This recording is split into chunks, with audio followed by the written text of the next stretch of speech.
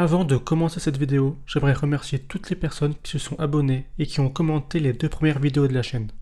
Je suis conscient que tout n'est pas encore parfait, mais je fais de mon mieux pour améliorer cela. Dans cette vidéo, pourquoi la Chine investit des milliards au Mexique? Inquiets des turbulences maritimes et géopolitiques, les exportateurs chinois investissent et implantent des usines au Mexique pour préserver leurs ventes aux États-Unis. Et tout ceci à l'heure où le Made in China est de plus en plus mal vu aux USA.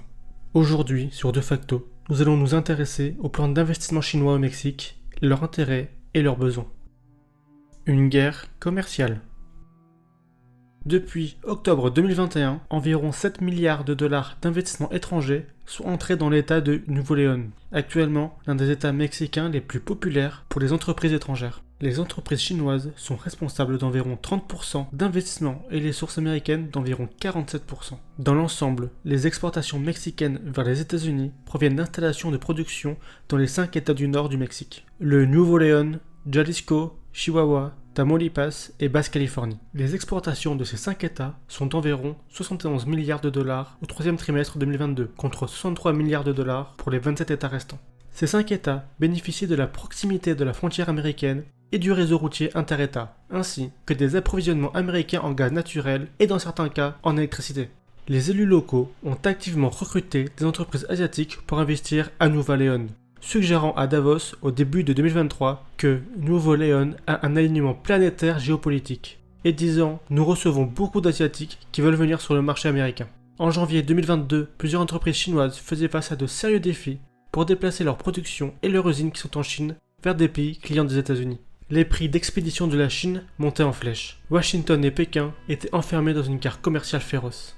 Manhua, l'une des plus grandes entreprises chinoises de meubles, était impatiente de fabriquer ses produits du côté nord-américain du Pacifique. Notre principal marché est les États-Unis, a déclaré le directeur général de la filiale mexicaine. Nous ne voulons surtout pas perdre ce marché. Cet objectif explique pourquoi de nombreuses grandes entreprises chinoises investissent agressivement au Mexique, profitant alors des accords commerciaux nord-américains.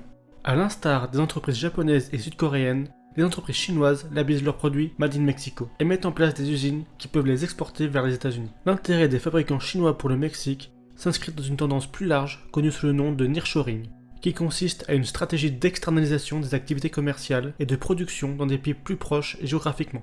Les entreprises internationales rapprochent la production de leurs clients pour limiter leur vulnérabilité aux problèmes de transport et aux tensions géopolitiques. L'implication des entreprises chinoises dans cette transformation reflète une conviction profonde que le fossé entre les États-Unis et la Chine sera une caractéristique durable de la prochaine étape de la mondialisation.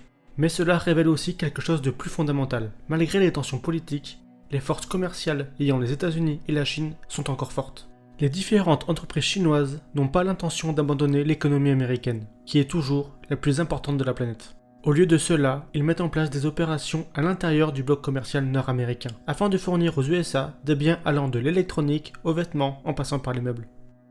Le côté mexicain. L'État frontalier mexicain de Nuevo León s'est positionné pour accueillir les nouveaux investisseurs chinois. Sous la direction du gouverneur de 35 ans, Samuel Garcia, l'État a attiré des investissements étrangers tout en poursuivant l'amélioration des autoroutes pour faciliter les passages frontaliers vers le territoire américain. Samuel Garcia a récemment participé au Forum économique mondial de Davos, en Suisse, pour recruter davantage d'entreprises. Depuis que Samuel Garcia a pris ses fonctions en octobre 2021, près de 7 milliards de dollars d'investissements étrangers se sont envolés vers le Nuevo León, selon le ministère mexicain de l'économie, faisant de son État le plus grand bénéficiaire du pays après Mexico. Une partie de cet argent finance des usines qui fabriquent des produits finis destinés à la vente aux États-Unis.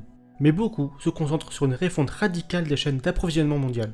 Alors que la pandémie perturbait l'industrie chinoise et obstruait les ports, les entreprises ayant des usines aux États-Unis étaient confrontées à une pénurie de pièces fabriquées en Asie. Plusieurs entreprises demandent maintenant à leurs fournisseurs d'implanter des usines en Amérique du Nord sous peine de perdre leur clientèle. Li Zong, un fabricant chinois de roues automobiles, installe la première usine de l'entreprise hors d'Asie dans un parc industriel à Nuevo León. Les plus gros clients de Li Zong, dont Ford et General Motors, ont fait pression sur l'entreprise pour qu'elle ouvre une usine en Amérique du Nord. Le taux de chômage à Nuevo León est de 3,6%. La croissance des investissements a créé une concurrence féroce pour la main-d'œuvre. Les entreprises avisées attirent leurs employés avec des commodités comme une nourriture de qualité et un moyen de transport pour se rendre au travail. D'autres entreprises chinoises répondent aux patrons directement en Chine, qui eux ont tendance à l'austérité, avec un état d'esprit selon lequel les travailleurs peuvent être facilement remplacés. Trouver des fournisseurs locaux est également un défi. Au terme de l'accord commercial nord-américain, les fabricants doivent utiliser un pourcentage minimum de pièces et de matières premières provenant de la région, pour bénéficier d'un accès aux franchises de droit aux autres pays du bloc. Il y a 3 ans, le fabricant d'ordinateurs chinois Lenovo a ouvert une nouvelle usine à Monterrey, dédiée à la fabrication de serveurs contenant des données pour le cloud computing. Jusqu'à l'année dernière, Lenovo expédiait un composant essentiel, la carte mère, depuis une usine en Chine. Mais alors que la crise du transport maritime international s'intensifiait, l'entreprise s'est tournée vers un fournisseur de la ville mexicaine de Guadalajara. Lenovo a aussi cessé d'importer des matériaux d'emballage de Chine, les achetant plutôt au Mexique. Mais il continue d'importer de nombreux composants clés de Chine, des dispositifs de mémoire aux câbles spécialisés. Conclusion.